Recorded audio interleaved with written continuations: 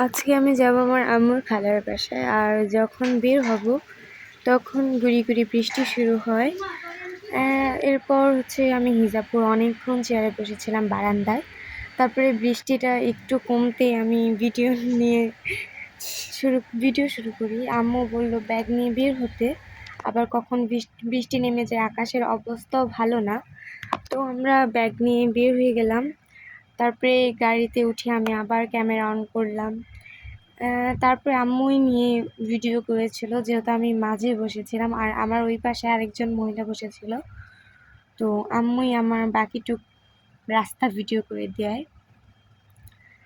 যাই হোক, আমরা এক খালার বাড়ি যাচ্ছি। ওইখান থেকে আমরা কালকে আরেকজনের বাসায় যাব, যেহেতু সবাই একসাথেই যাব ওইখান থেকে। তো আলাদা আলাদা যে আর কি লাভ। আমরা একদিন আগে আম্মুর আরেক খালার বাসায়, মানে আমার আরেক নানুর বাসায় উঠি। তো আসার সাথে সাথে আমার এক আন্টি, মানে তার নাম সমাপ্তি, আমার আম্মুর খালাতো বোন, ও আমাকে অনেকগুলো গিফট দেয়। তো ফার্স্টে একটা ক্লিপ, একটা নেল পলিশটা অনেক শক্ত ছিল, খুলতে পারলাম না। তারপরে ছিল একটা লিপ গ্লসটা আসলেই অনেক সুন্দর। তারপর এই লিপ গ্লসটা আম্মুকে গিফট করে। আর ছিল এক জোড়া ক্লিপটা আমি আসার সময় পরেছিলাম। তারপরে ছিল একটা লিপস্টিক। আসার সময় বলতে আমি ওই ভিডিওটা করিনি, মানে হিজাব যখন আমি একটুখানি ঘুরতে যাই তখন এটা করেছিলাম। যাই হোক, আসলে লিপস্টিকের কালারটা অনেক সুন্দর, অ্যান্ড লিপস্টিকটা পেয়ে আমি অনেক খুশি হই।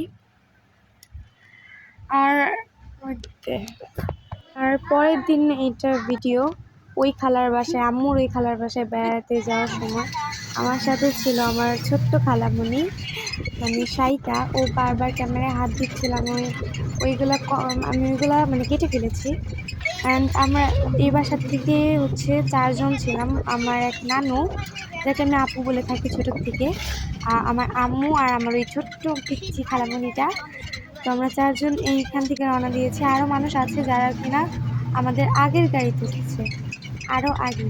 তো আমি আম্মুর কাছ থেকে শুনেছিলাম যাওয়ার পথে নাকি অনেক অনেক রাজকীয় বাড়ি, আগের বাড়ি, জমিদারদের বাড়ি দেখা যায়, যার কারণে আমি ফোনটা আমার হাতেই রেখেছিলাম। কিন্তু দুঃখের বিষয় আমি ভালো করে ভিডিও করতে পারিনি, যেহেতু অটো ছিল, অটো অনেক নড়তো, আমার হাতও অনেক কেঁপেছে, আমি ভালো করে ভিডিওগুলো করতে পারিনি।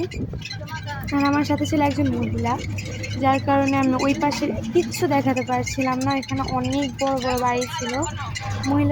মহিলাটা যেহেতু মুখোশ পরা ছিল না, এই কারণে আমি ভালো করে কিছু দেখাইনি। আর আমি তাও চেষ্টা করেছি অনেক কিছু দেখানোর। আমি যেহেতু অর্ধেক রাস্তার মধ্যে আমি বারবার ক্যামেরা চালু করছিলাম, এর কারণে অনেক বাড়ি ঘড়ি আমার উঠেনি। তো আমি পরবর্তীতে পারলে অনেক কিছু